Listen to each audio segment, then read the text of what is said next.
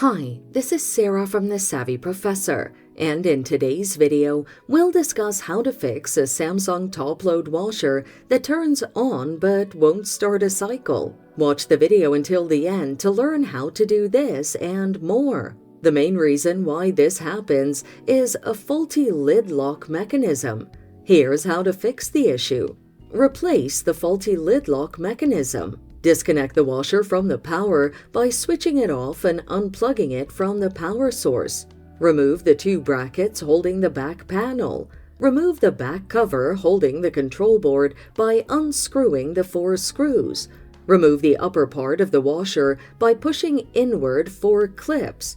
Use a thin, flat chisel-like object that can fit between the groove of the upper and lower part. Remove the lock mechanism on the upper part by removing the 2 screws and disconnecting the wire from the control board. Remove the top cover of the control board housing by bending it forward and lifting it.